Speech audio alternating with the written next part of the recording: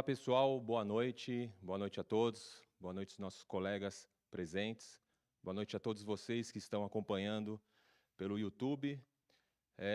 Estamos dando início à Semana da Educação Física. Como todos vocês sabem, dia 1º de setembro é a data onde a gente comemora o Dia do Profissional, do Professor de Educação Física. E hoje teremos a presença do nosso colega, do nosso professor da instituição, Centro Universitário ENIAC, nosso amigo, professor, mestre e escritor, Mário Tsutsui, tá? Hoje ele faz a abertura, ele vai fazer a abertura da Semana da Educação Física, um momento muito especial para todos nós. Fico muito contente do professor Mário, nosso amigo, ter aceito esse convite, tá? Eu vou conversar um pouquinho com o professor Mário nos próximos minutos. É um tema muito importante, muito relevante para todos nós da área da educação física, um tema sobre fitness e emagrecimento, tá ok? Teremos aí alguns minutinhos muito sábio, muito importante com as palavras do nosso professor, do escritor. E o professor Mário Tsutsui, ele é mestre em ciências pela Universidade Federal de São Paulo, Escola Paulista de Medicina, Unifesp, olha só que bacana, especialista em fisiologia do exercício pela mesma instituição e graduado em educação física. É docente no Centro Universitário ENIAC, é também docente no ensino superior nas disciplinas de musculação, biomecânica, fisiologia do exercício. Atua também em cursos de especialização e extensão em todo o Brasil, abordando especialmente temas relacionados à área fitness e saúde em geral. Então, eu convido aqui em cima do palco a presença do nosso amigo, professor Mário Tsutsui. Seja bem-vindo, professor.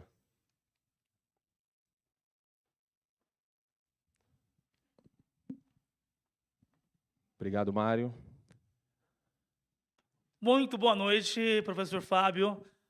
Sinto-me lisonjeado de estar aqui hoje fazendo a abertura, né, da nossa Semana da Educação Física.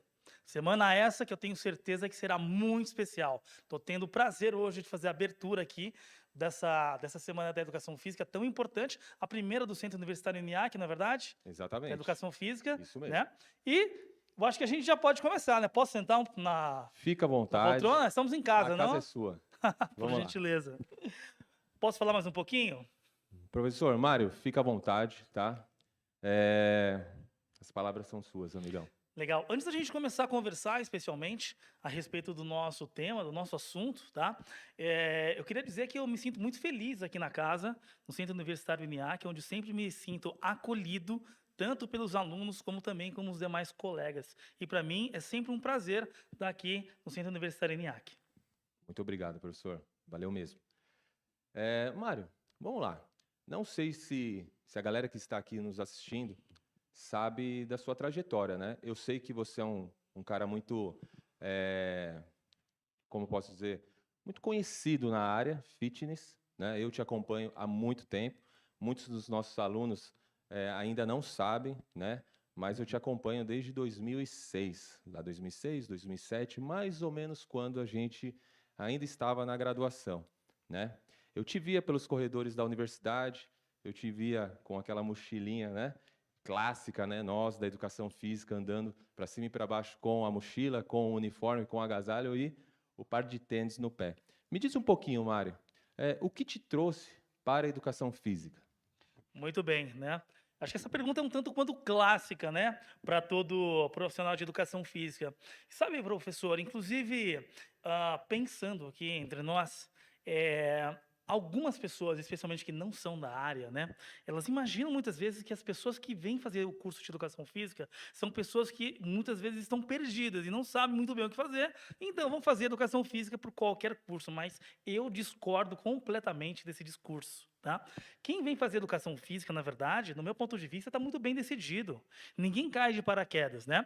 E semelhante à sua história, né, que você tem uma trajetória no esporte, eu também vim do esporte, né?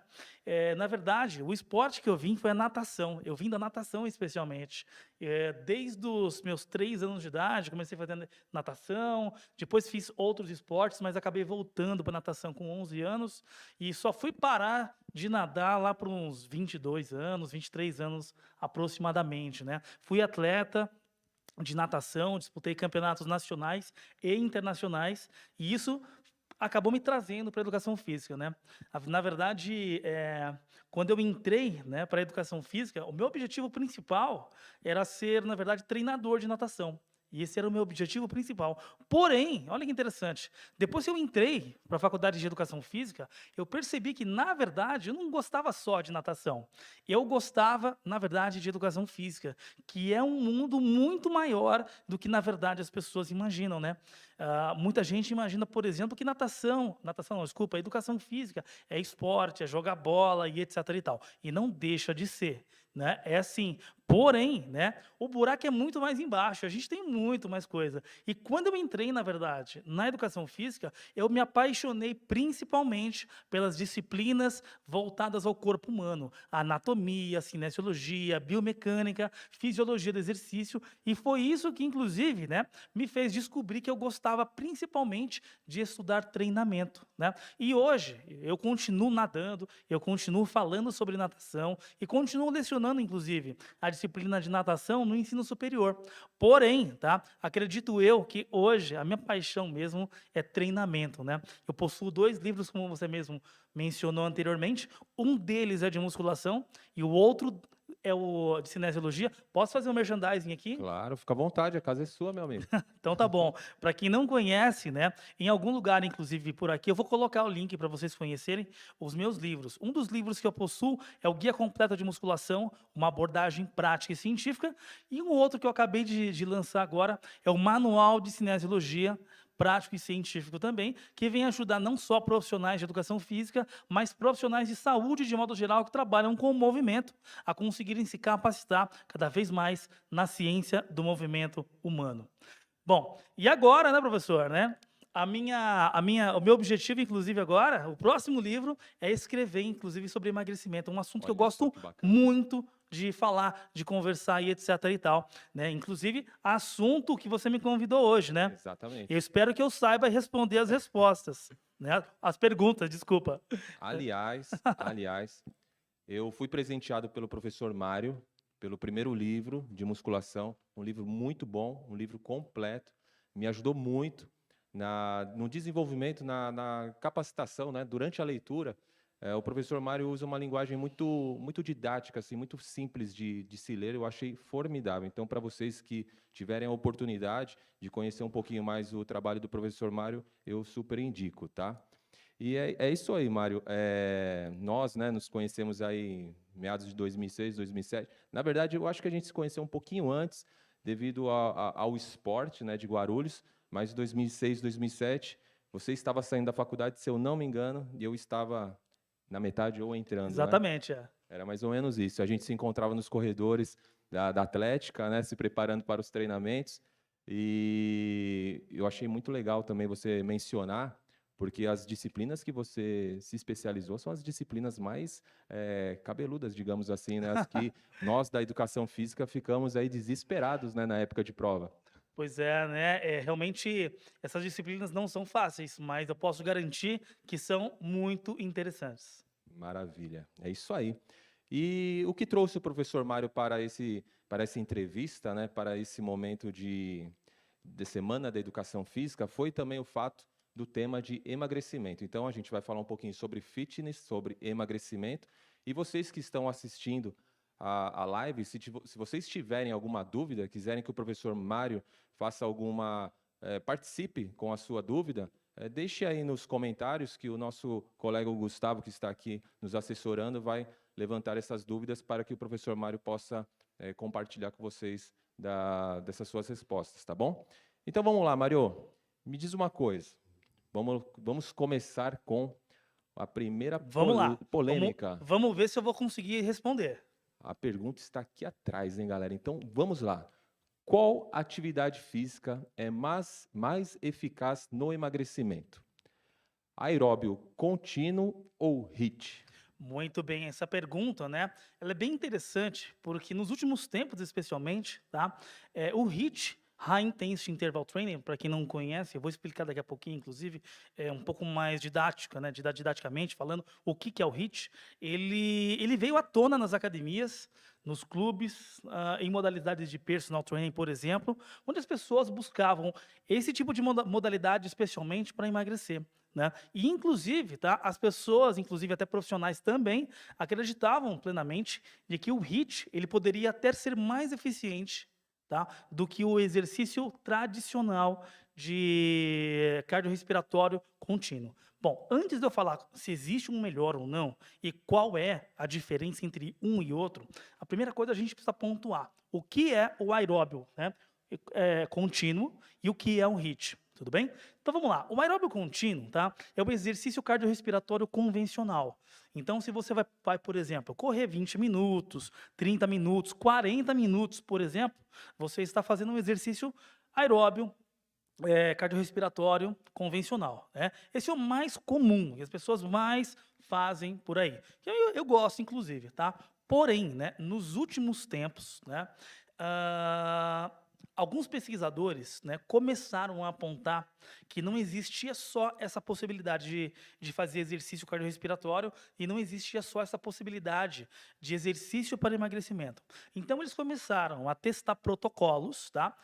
Mais curtos, de estímulos mais curtos, né, e com intensidades mais altas. O aeróbio tradicional que nós conhecemos é aquele, então, que geralmente tem baixa intensidade e longa duração, né? Longa duração que eu digo, 30 minutos, 40 minutos de forma contínua. Pode ser andando, pode ser trotando, pode ser correndo, mas sempre de forma intensa, tá? Nesse tipo de exercício, nós usamos principalmente como substrato energético, tá, o sistema oxidativo. E esse sistema oxidativo, por sua vez, né, acaba gastando calorias, a gente acaba acelerando aí o emagrecimento. Tá? Agora, o exercício de HIIT, né, ele possui protocolos, tá, de estímulos entre 10 segundos, na maior parte das vezes, entre 10 segundos até 3 minutos no máximo. E aí você deve estar se perguntando, né, Fábio? Pô, mas 3 minutos de estímulo só não é muito pouco? Mas calma, na verdade é cada estímulo. Entendeu? Então, por exemplo, nesse tipo de treino, você pode, por exemplo, fazer aí 6, 8 ciclos, né? Por exemplo, de tiros, tá? De 3 minutos, por exemplo, ou 2 minutos, com um intervalo de 1 minuto, de 30 segundos e etc e tal. Então, ao invés da gente fazer um exercício, né, contínuo, sem parar, direto, então a gente vai fazendo assim, ó, estímulo forte, descansa. Estímulo forte, descansa. E assim por diante. Só que ao invés de baixa intensidade, a gente vai fazer em alta intensidade, tá? E o que seria alta intensidade, né, que eu quero dizer aqui, tá? Seria aproximadamente, né, acima de 85% de esforço máximo. Esses 85% do esforço máximo equivalem aí ao limiar 2. Sendo assim, esses estímulos, eles seriam sempre anaeróbios, tá? E aí o que acabou acontecendo, tá? Os pesquisadores começaram a comparar, né, se existia realmente uma melhor forma de emagrecer com um ou com outro tipo de exercício, tá? E no começo, especialmente, né, tanto as pessoas que realizavam a modalidade como os cientistas acreditavam plenamente aí de que o HIIT, tá, ele era melhor para o emagrecimento. Tudo bem? E por que eles acreditavam que era melhor para o emagrecimento? As pessoas comuns do cotidiano, né, especulavam que o exercício de HIIT ele poderia de repente emagrecer mais, porque as pessoas tinham uma sensação de exaustão maior. Como esse tipo de modalidade, tá? É um tipo de modalidade anaeróbia, a pessoa se sentia realmente acabada no final. Sabe aquela sensação de que você não vai conseguir andar depois do exercício? Geralmente, né, é essa sensação que as pessoas têm depois de fazerem o HIIT. Então, as pessoas especulavam, né, que elas emagreceriam mais por causa disso. No que diz respeito à visão da ciência, tá? As primeiras os primeiros estudos, eles começaram a apontar especialmente, tá, que o HIIT ele possuía, né, um EPOC, ou seja, um gasto calórico maior, tá, em repouso logo depois do exercício, né. Não sei se você sabia disso, Fábio, né, mas assim, a gente na verdade não emagrece, né, na verdade só não gasta calorias só quando a gente está fazendo exercício. Nós gastamos calorias também, tá, quando a gente está em repouso. Agora, por exemplo, aqui a gente está em repouso, tá bom? E tem uma outra coisa, tá? Leva, né, algum tempo, né, para na verdade a gente voltar o nosso metabolismo, tá, ao tradicional, ao comum. Como assim? Bom, logo depois que você para de fazer exercício físico, né, você deve reparar, por exemplo, que você continua ofegante, né? Bastante. Continua ofegante. Não é imediatamente que você volta ao estado normal, tá? Uhum. E o que que acontece? O que que acaba acontecendo, tá? Quando você faz o exercício, ó, eu vou tentar explicar de forma mais didática possível. Quando você faz o exercício, Fábio, você gasta calorias, tudo bem? E o que que acontece? Assim que você termina, tá, de fazer o exercício, o corpo ele precisa recuperar aquela energia que você gastou.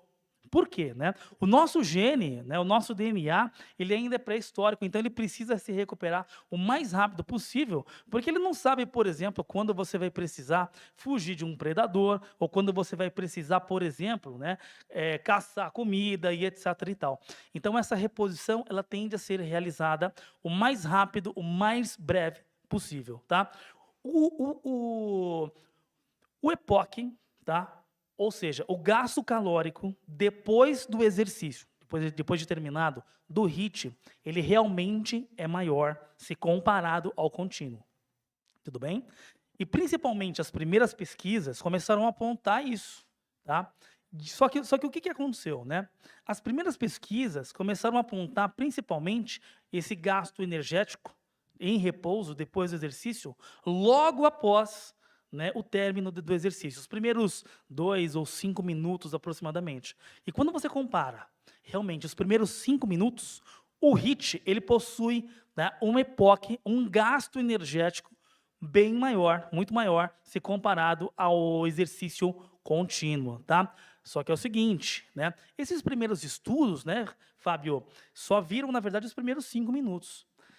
Outros exercícios não, desculpa, outras pesquisas posteriores começaram a analisar não só os primeiros 5 minutos, tá? Mas começaram a ver algo mais prolongado, as primeiras 10 horas ou até as 24 horas depois do exercício. Foi quando, na verdade, eles descobriram que o gasto energético em repouso pós-exercício do HIIT, ele é maior, só que apenas nos primeiros 25 minutos. Depois de 25 minutos, tá, o gasto energético em repouso, tá, de ambas as modalidades, tá, volta, na verdade, ao normal. Então, o que que acontece, né? Houve um tempo, inclusive, que algumas pessoas, não sei se você ia falar Eu sobre acho que isso. era isso que eu ia te perguntar. Então vai, manda. Então, professor, você quer dizer que aquela história de que, ó, faça um HIIT e você vai queimar gordura durante o dia inteiro, isso é mito? É mito. Eu sinto dizer que isso é mito, infelizmente. Eu gostaria que fosse de verdade. Eu gostaria que fosse verdade.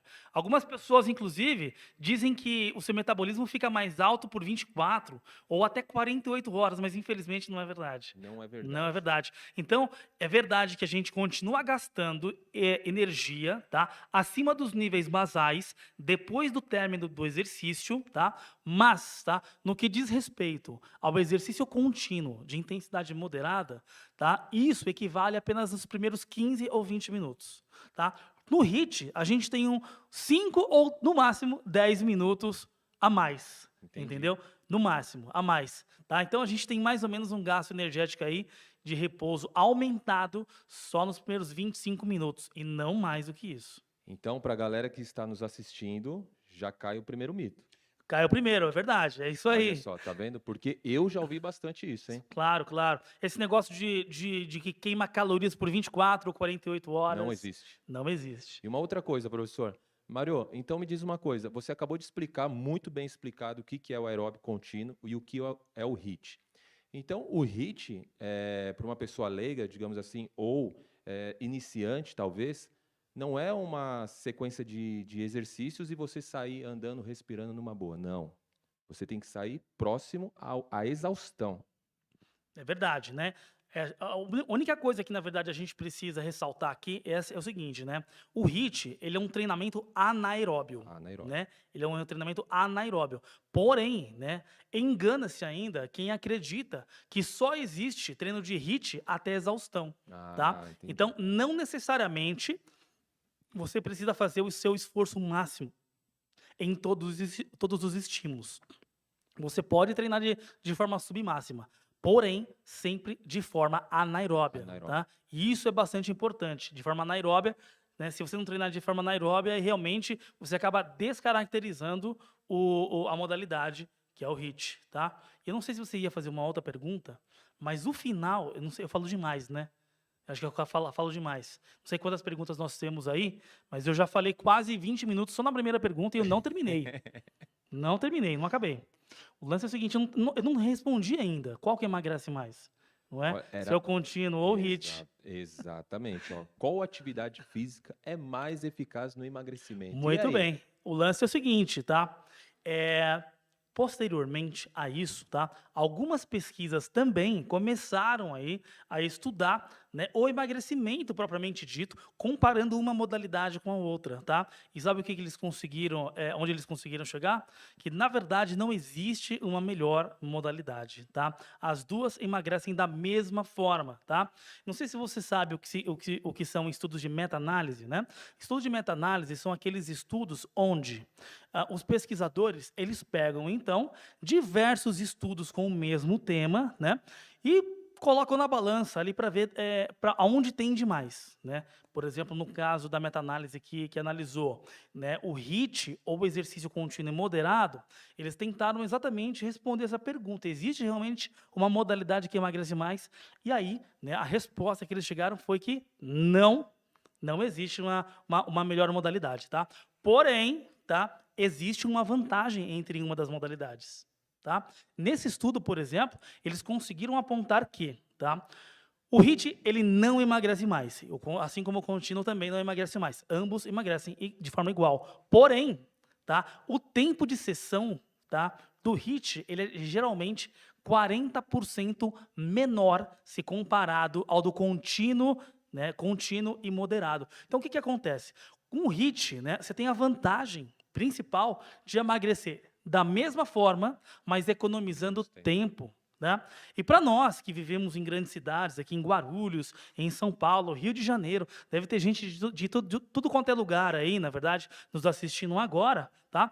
Para as pessoas que moram em grandes cidades, especialmente, tá? Não somente, mas principalmente, porque tem trânsito, isso, aquilo, etc. e tal, tá? Economizar tempo é algo muito importante. A propósito, Fábio, tá? Tempo é uma das moedas mais valiosas que nós temos hoje, não é verdade? E, inclusive, não sei se você sabia, esse dado também é científico, tá? O motivo, tá, pelo qual as pessoas, elas mais deixam a academia, mais deixam de treinar, é falta de tempo. Quando você faz pesquisa e pergunta para as pessoas, por que você está trancando a academia? Parou de treinar? Por que vai parar? Porque não tem tempo. Entendeu? Então, o HIIT, tá, no meu ponto de vista, é uma excelente estratégia, principalmente para a gente conseguir economizar tempo e fazer com que as pessoas não tenham desculpa, ou tenham menos desculpa para treinar, tá bom? Maravilha. Ficou a dica já para os professores de educação física, os personagens aqui que estão assistindo a nossa entrevista, né? Muito obrigado, Mário. Imagina. Segunda pergunta, né? Já que a gente já derrubou o primeiro mito, e muito obrigado pela brilhante explicação sobre o aeróbio contínuo ou HIIT. Realizar o aeróbio em jejum. Isso daí é assunto para mais de metro, né? Isso daí é assunto muito discutido, né? Realizar aeróbio em jejum. Emagrece mais? Pois é. Olha só, eu sei que tem muita gente que está assistindo agora, tá? E muito provavelmente vai falar assim, mas comigo funciona. Calma que eu vou explicar, funciona mesmo, com você. Mas eu vou explicar o porquê que funciona, tá? Então, o que acontece, né? Para quem não é exatamente da área, tá? Da onde vem esse tipo de estratégia? Como é que acontece essa estratégia de usar o exercício aeróbio em jejum para o emagrecimento? A ideia das pessoas que usam é a seguinte: eu vou, então, acordar pela manhã, tá? Eu vou acordar de barriga vazia, certo? Bom, deixa eu dar um passinho para trás, tá? Existe uma crença, tá? Que quando você começa a fazer exercício, você primeiro vai utilizar como substrato energético carboidrato para só depois usar gordura, entendeu? Existe essa crença, tudo bem? Que não é verdade, já falo que já derruba esse mito, tá? Desde o momento que você começa a fazer exercício, você usa, né, carboidratos, mas usa gordura também, não usa só carboidrato não. É que, na verdade, nos primeiros instantes você realmente usa predominantemente mais carboidratos, etc e tal, mas depois isso acaba equilibrando. E não tem como a gente usar somente carboidrato ou somente gordura. Porém, existe essa crença equivocada que você primeiro, né, vai levar uma meia hora para consumir todo o carboidrato do seu corpo para depois só degradar gordura, queimar gordura, o que já não é uma verdade, tudo bem? Aí o que acontece, tá? O raciocínio lógico, tá, por trás disso aí é o seguinte: eu vou acordar de barriga vazia, o meu corpo, né, já consumiu o carboidrato quando eu estava dormindo, e agora, se eu começar a fazer exercício a partir de agora, eu só vou usar como substrato energético gordura. Bom, primeiro mito, isso não é verdade, tudo bem? Porém, apesar disso, muita gente consegue realmente emagrecer com aeróbio em jejum. Tudo bem? Bom, antes de eu explicar o porquê que isso acontece, tá? Deixa eu contar para vocês o que a ciência tem a nos dizer, tá? Alguns estudos, eles já foram conduzidos, inclusive, para conseguir investigar qual é realmente o papel do aeróbio em jejum e se ele faz diferença ou não. Um estudo que eu gosto muito, inclusive, que eu me esqueci o nome do autor e do ano, mas eu me lembro da metodologia, tá?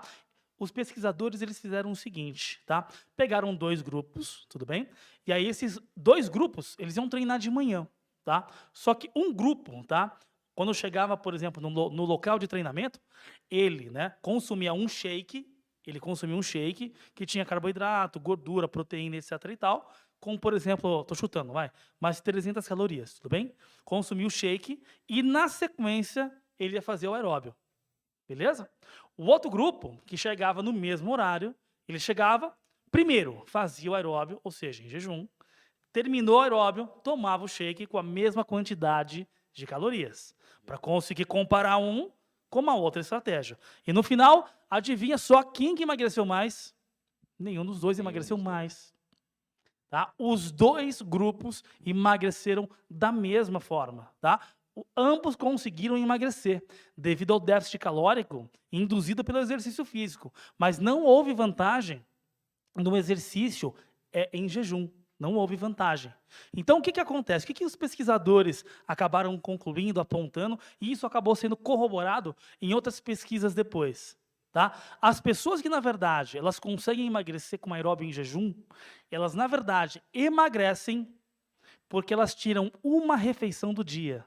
No caso, o café da manhã. Entendi. Entendeu? E isso, retirar uma refeição do dia, vai causar, por sua vez, um déficit calórico. Déficit calórico. Que vai induzir a pessoa ao emagrecimento. Agora, foi o aeróbio em jejum? Não. A pessoa poderia ter ficado sem jantar. Entendeu? Se a pessoa tivesse tirado, não o café da manhã, mas tivesse falado assim, eu não vou mais almoçar, ou eu não vou jantar, teria emagrecido da mesma forma. Então, o lance é o seguinte, tá? O que realmente emagrece, tá? Pelo que a gente aponta, é principalmente, não somente, tá? Mas principalmente o déficit calórico. O déficit calórico induzido, tá? Por uma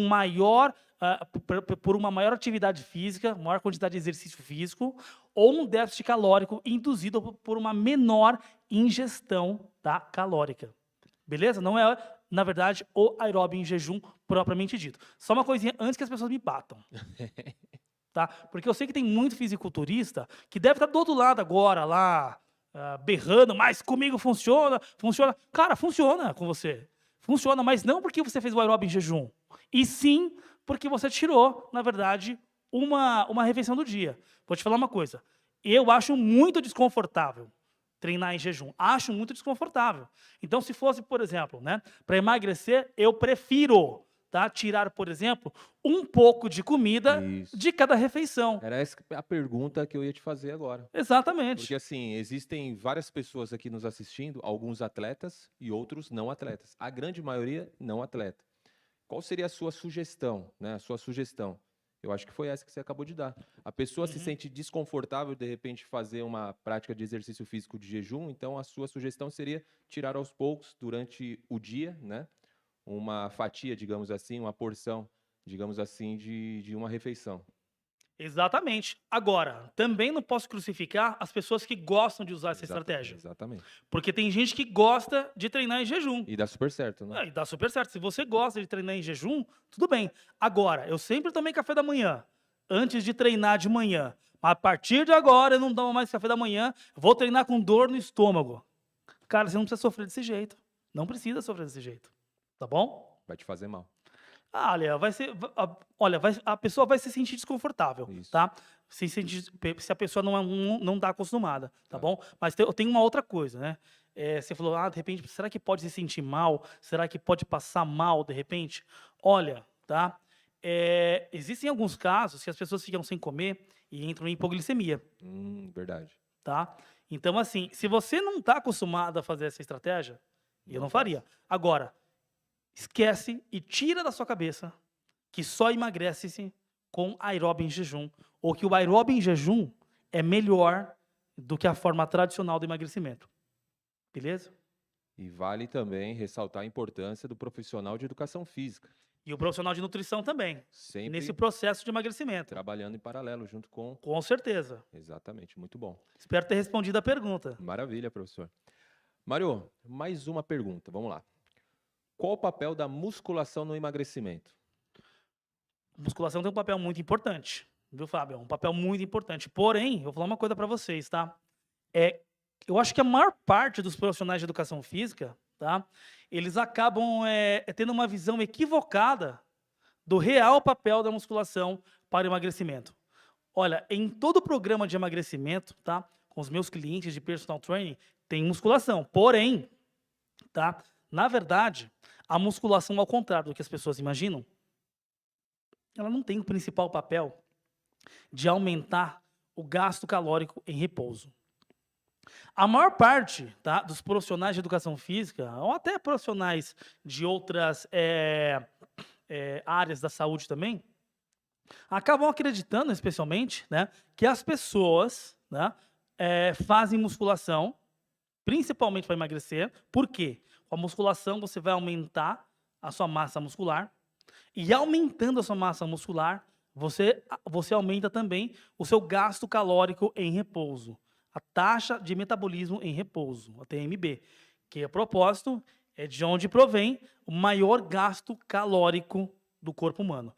Bom, aí nós temos uma meia-verdade. Por que eu digo para você que nós temos uma meia-verdade? Primeiro, o que é verdade nesse sentido? Tá? Que a maior parte realmente do gasto calórico do nosso corpo, ele provém da taxa de metabolismo de repouso, né? Então, por exemplo, você está sentado agora aí, mas você está gastando calorias. O seu corpo está funcionando, o cérebro está funcionando, o sistema digestório, o sistema respiratório e o próprio sistema muscular para balançar a cabeça.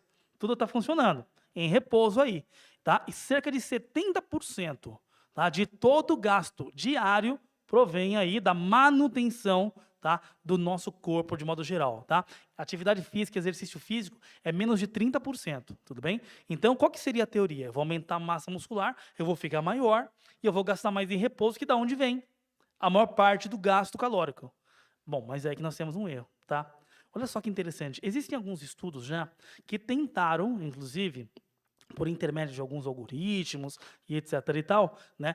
Tentaram fazer uma estratificação do gasto calórico por tecido, tá? Como assim? Bom, já sabia anteriormente que cerca de 70% do gasto calórico provém do metabolismo basal. Porém, qual será que é a contribuição do músculo esquelético, propriamente dito? Entendeu? Porque o que acontece, né? O músculo esquelético, será que ele contribui da mesma forma que contribui o coração que está batendo o tempo todo? Será que ele contribui da mesma forma que o cérebro que não para? Será que ele contribui da mesma forma que o seu sistema digestório, que trabalha inclusive quando você está dormindo? E a resposta é não.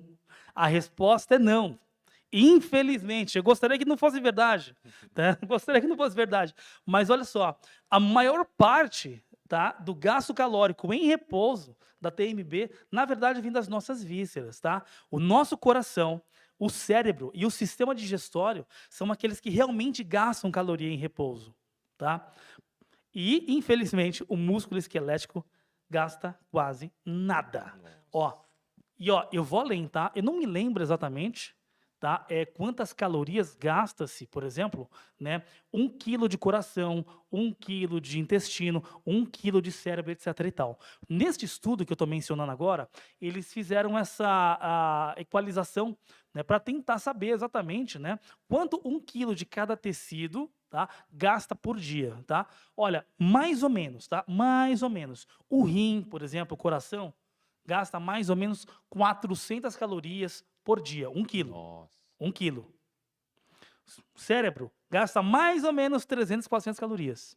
Você quer chutar quantas calorias gasta 1 quilo de músculo? 1 quilo de músculo? Manda. Hum, Depois de tudo isso que eu falei. 200 calorias? 200 calorias? Menos a metade? Amigão, muito menos. Cara, vou contar uma coisa pra você. 13 calorias. 13 míseras calorias. Você não escutou errado, são 13 calorias, cara. 1 quilo de músculo gasta 13 calorias. Entendeu? Para que você tenha uma ideia, tá? Da comparação, para que você tenha uma ideia, tá? Uma bala possui 16 calorias. Ou seja, você faz musculação, tá? Ganha 1 quilo de músculo para gastar uma bala a mais por dia. Essa é a contribuição da musculação no que diz respeito, tá, ao aumento da taxa de metabolismo de repouso, tá? Essa é a contribuição, tudo bem? Agora, isso não quer dizer que a musculação não emagrece. A musculação emagrece também, tá? Porém, tá? Primeiro mito que a gente precisa colocar, derrubar, na verdade, aqui, tudo bem? Quando você faz musculação, a taxa de metabolismo de repouso, tá? Ela aumenta muito pouco, muito pouco. Bom, primeiro vamos pensar o seguinte, cara, você que treina musculação aí, o que você precisa fazer para ganhar 1 quilo de músculo? Você tem noção do que você precisa fazer para ganhar 1 quilo de músculo? Quem treina forte sabe do que eu tô falando, cara.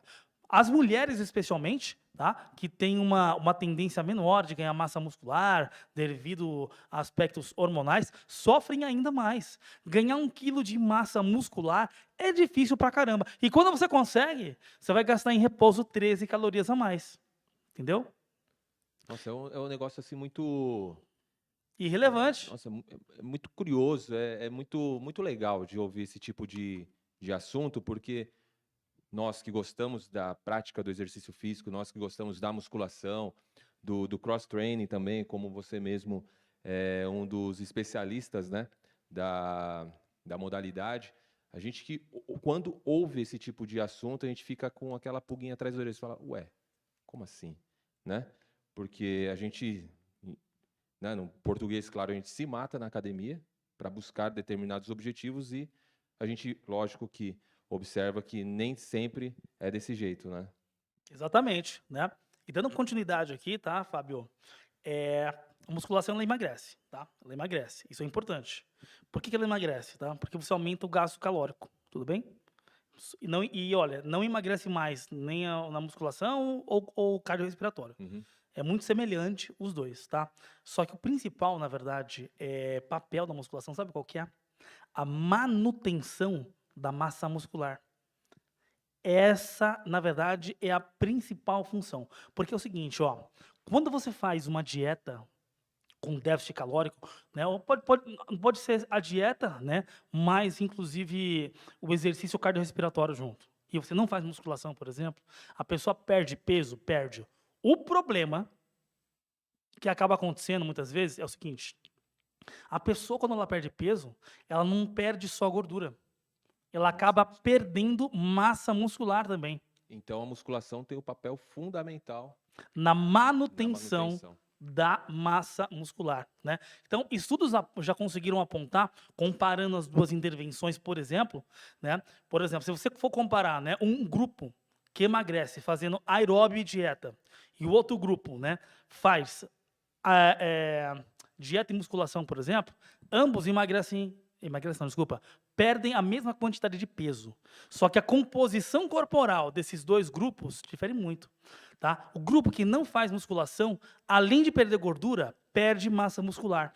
E o grupo que faz musculação não perde massa muscular, consegue manter a massa muscular. O que é muito relevante, é muito importante, né? Quem é que quer emagrecer e perder músculo e ficar flácido? Não é verdade? De jeito nenhum, tá? Então, a musculação é de vital importância, mas pare de repetir que a musculação ela emagrece porque aumenta a taxa de metabolismo de repouso. Isso não é verdade. Então aqui é uma outra sugestão, uma outra dica para a galera que está fazendo uma dieta e que não faz a prática da musculação, comece a se exercitar porque pode ajudar bastante na manutenção da massa muscular. E façam musculação.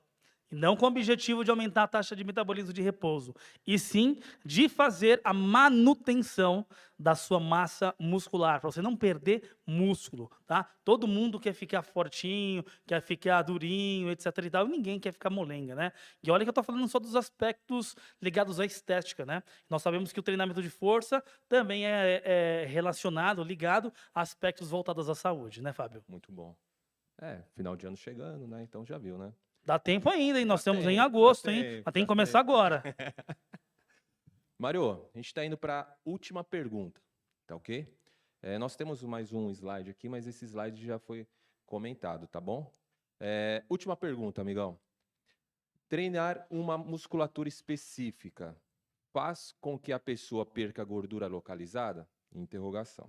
Exemplo, abdominais fazem perder barriga? Olha só, desconheço, viu? Desconheço essa informação. É uma dúvida que muita gente tem, fico feliz, inclusive, que você tenha feito, né? Porque existem algumas pessoas, por exemplo, que falam assim: olha, eu quero fazer agachamento para perder gordura, principalmente na coxa. Eu quero fazer abdominais para perder principalmente a barriga, e assim por diante. Só que, infelizmente, tá, Fábio? Pelo que parece, até o momento, tá? Não existem estudos que apontam que a gente consegue emagrecer de forma localizada. Infelizmente. A única forma que a gente tem para arrancar gordura localizada mesmo é lipoaspiração. Que a gente escolhe o lugar que a gente vai realmente tirar a gordura, tá? É a cirurgia plástica mesmo. Caso contrário, tá? A gente acaba emagrecendo como um todo, não só em um lugar específico. Mas eu tenho uma coisa para dizer, tá? Quem faz abdominais, por exemplo, com o intuito de perder medidas na barriga, muitas vezes consegue. Sério? Uhum. Sabe por que consegue? Não porque a pessoa, na verdade, emagrece, tá? Perdendo a gordura da barriga propriamente dito. Porém, tá? O músculo reto abdominal, ele tem uma função muito importante no nosso corpo, principalmente no nosso core como um todo, tá? Dentre essas funções, por exemplo, é segurar as vísceras no lugar. Entendeu? Então, o que acontece? Ó, um abdômen mais forte, em tese, tá? Pode prevenir que as vísceras sejam projetadas para frente. Boa. Entendeu? Então, fazendo abdominal, por exemplo, apesar de você não perder gordura localizada, especialmente naquele lugar, possivelmente você vai conseguir reduzir medidas. Mas não porque você perdeu gordura, mas sim porque você fortaleceu a musculatura do tronco, né? E as suas vísceras do abdômen, por exemplo, elas serão menos projetadas para frente. Maravilha. Olha só que curioso, pessoal. E lembrando que se vocês tiverem alguma pergunta, fiquem à vontade. Pode escrever aí nos comentários. Ou pode ser da plateia Pode também. ser na plateia também. Se você tiver alguma pergunta, tá bom? Fica à vontade para fazer. De repente, você tem alguma dúvida pessoal, alguma dúvida particular, alguma dúvida de família também, fica à vontade, tá? Mário, Desculpa te claro, interromper, posso claro. falar só uma coisinha? Pessoal, a gente está falando sobre emagrecimento, HIIT, etc e tal. Quem tiver interesse sobre o assunto, tá? Eu vou deixar o link por aqui em algum lugar, tá? Dos meus cursos de emagrecimento, HIIT, etc e tal, que possivelmente pode ser de seu interesse, tá? Vai ficar aqui em algum lugar, é só dar uma olhadinha, tá bom? Vamos puxar as perguntas? Vamos lá. Tem alguma pergunta, meu amigo? Gustavo, por enquanto, nenhuma pergunta. Então, eu vou para a primeira aqui, Mário. Vamos lá? Manda. Ó, lá atrás, em uma das primeiras perguntas que eu trouxe para você, eu falei sobre o HIIT, né? Sobre o HIIT.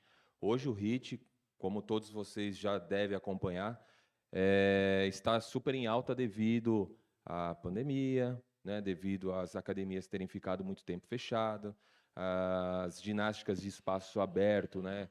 Em parques, em espaços abertos, até mesmo dentro de casa, foi muito bem aceita, digamos assim.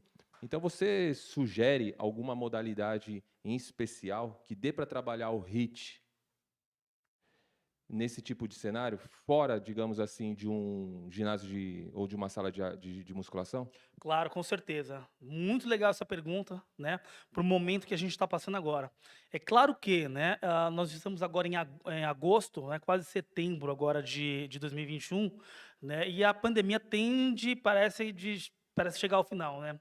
Acho que os jovens até de abaixo de 18 anos já tomaram a vacina e etc e tal, mas é claro que a gente ainda não pode relaxar completamente e quem puder ficar em casa, é claro, é melhor se cuidar, porque nós sabemos que mesmo as pessoas vacinadas com 2 doses, etc e tal, podem se contaminar e algumas chegam até a adoecer e falecer, né. E eu tenho uma notícia aqui, inclusive, para você, Fábio, não muito boa, tá. Bom, a notícia que eu tenho é a seguinte, tá. Pessoas com sobrepeso, na verdade, obesidade especialmente, tá, têm maiores chances de morrer por Covid-19, tá. Então existem estudos já que apontam, né, que pessoas obesas, elas possuem maiores chances, né. E isso se explica, ou pelo menos em partes, porque primeiro, né, geralmente a pessoa que tem obesidade, ela não tem só obesidade. Ela tem outras coisas relacionadas à obesidade, como diabetes, hipertensão arterial, hipercolesterolemia, dislipidemia, ou doenças cardiovasculares, etc e tal. Ou então, tá, só o fato da pessoa estar com excesso de peso, geralmente ela possui um processo inflamatório maior no corpo dela. E isso acaba agravando a infecção pela Covid-19. Então, só da pessoa estar acima do peso, né, o risco de morte, né, pela infecção do Covid, ela já é agravado, o que obviamente não é legal. Agora, qual que é uma outra péssima notícia que eu tenho aqui, infelizmente para vocês, tá? Nos últimos anos, os dados do Vigitel, tá, que acompanha, especialmente os fatores de risco para doenças crônicas não transmissíveis no Brasil, tem apontado um crescimento do sobrepeso, da obesidade no Brasil, tá? E eu não sei se vocês sabiam, mas hoje mais da metade da população brasileira está acima do peso. E se não me falha a memória, isso está em torno de 54 a 55% da população brasileira. É muita gente, tá? E se não parasse por aí, eu tenho uma outra péssima notícia. O Brasil foi o país que mais ganhou peso na pandemia, até o momento, tá? Nossa. O Brasil foi o país que mais engordou na pandemia. As pessoas ficaram em casa, reduziram a atividade física, aumentaram a ingestão calórica, começaram a beber mais bebida alcoólica, etc e tal, e tudo isso muito provavelmente contribuiu para o aumento do peso, né? Então o que acontece? Ainda assim, existe muita salvatória, tá? Para a gente fazer exercício em casa e acabar, de repente, ajudando a gente a se manter ativo, né, e manter o peso até emagrecer. Dentre essas estratégias, nós temos o próprio HIIT, tá bom? O HIIT, tá, é uma modalidade que a gente pode fazer com diversos tipos de exercícios. A gente pode usar, por exemplo, a corrida, a gente pode usar a bicicleta, a natação, tá bom? Mas pode usar o peso corporal também. Então, o que acontece? Então, não necessariamente a gente precisa estar dentro de uma academia. Não necessariamente. E outra, não precisa nem, na verdade, comprar uma esteira e nem precisa comprar uma bicicleta, tá? Apenas com peso corporal, usando exercícios de calistenia, como, por exemplo, polichinelo, polissapato, burpee, o maldito burpee, né? Difícil pra caramba, etc e tal. O skip, tá? Usando exercícios com peso corporal, a gente já consegue montar diversas e motivantes e eficientes sessões de HIIT para treinar na sala de casa. Dá para fazer. Maravilha. Olha só que legal, pessoal. E a última, para a gente encerrar aqui a nossa live, primeiro agradecer a participação de todos vocês, o pessoal que está aqui presencialmente com a gente, a galerinha que está no YouTube nos acompanhando. A última, tá, Mário? A OMS sugere que a pessoa faça, no mínimo, 150 minutos de exercício físico por semana. Durante as aulas de educação física, quando mencionado desse número, né, desse tempo de exercício físico para tornar a pessoa sair daquele estágio de sedentarismo, as pessoas levantam a mão e falam: nossa, mas, Fabião, 150 minutos é muito tempo. E muito pelo contrário, né, Mário? Você acabou de dar uma aula aqui dizendo que o próprio HIIT, dependendo da metodologia da musculação, a gente consegue economizar bastante tempo durante o exercício. E esses 150 minutos, olha só, a gente está aqui há quase 50 Quase minutos. uma hora, Né? Então, daria muito bem para se fazer, né, uma prática de alguma atividade física ou exercício físico visando uma melhoria no seu condicionamento físico, fortalecimento muscular, emagrecimento, etc, etc. O que você acha desses números que a OMS nos indica? Olha, na verdade, os estudos epidemiológicos, né, já apontam que pelo menos 150 minutos de exercício por semana, o que dá cerca de 30 minutos por dia, é o suficiente, na verdade, para a saúde, tá? Saúde. Para a saúde. Então, assim, para você pelo menos, tá, manter os seus níveis de saúde, seriam aí pelo menos 30 minutos por dia, tá bom? 30 minutos por dia. Agora, dizer que esses 30 minutos por dia, 150 minutos por semana, é o suficiente para você ficar com o corpo dos sonhos, Não. aí não. Aí não dá. Esse, na verdade, é o mínimo que nós deveríamos fazer, tá bom? Maravilha. Muito bom. Mário, muito obrigado pela sua presença. É uma honra Quem agradece sou eu. recebê-lo aqui. Nós, da Educação Física do Centro Universitário ENIAC, ficamos muito contentes de você estar presente aqui, dia 30 de agosto, abrindo a Semana da Educação Física aqui no ENIAC. Valeu mesmo, muito obrigado pela conversa, pela aula. E é isso Quem aí. agradece sou eu. Cara, fica à vontade. Pessoal, obrigado mesmo, tá? Pela participação de vocês aqui, para todo mundo que está assistindo, tá? Em algum lugar aqui, ou agora ou depois, eu vou postar minhas redes sociais, tá? Que é o @Mário Tsutsui. Tá escrito o meu nome na palestra? Não, né? Tá escrito? Volta o slide aqui, por gentileza, vai, com o meu nome. Por favor. Isso, Rock. Volta lá, Rock, por favor. Aí, beleza. Nem não tem meu nome, né? É que meu nome é Mário Tsutsui. difícil, mas tudo bem. Não faz mal, tudo bem. Bom, é Mário Tsutsui, tá? E a gente vai escrever nos comentários aqui, e aí fica mais fácil de vocês conseguirem me seguir nas redes sociais. Lá vai ter muito mais conteúdo. Eu estou no Instagram, no Facebook, no TikTok, no YouTube, beleza? Pessoal, obrigado realmente pela participação de todos vocês, né? E estão aí do outro lado da telinha, tá? Obrigado aos alunos do Centro Universitário ENIAC. Muito obrigado, professor Fábio Cal, coordenador do curso de Educação Física, pelo convite. Novamente, sinto-me lisonjeado por abrir a primeira Semana da Educação Física do Centro Universitário e espero que seja a primeira de muitas. Vamos com tudo, é tudo nosso. É nosso. Isso aí. Valeu. Obrigado, Tamo pessoal. junto. Obrigado, tchau, pessoal. viu? Valeu, Obrigado. obrigado. Obrigadão, hein?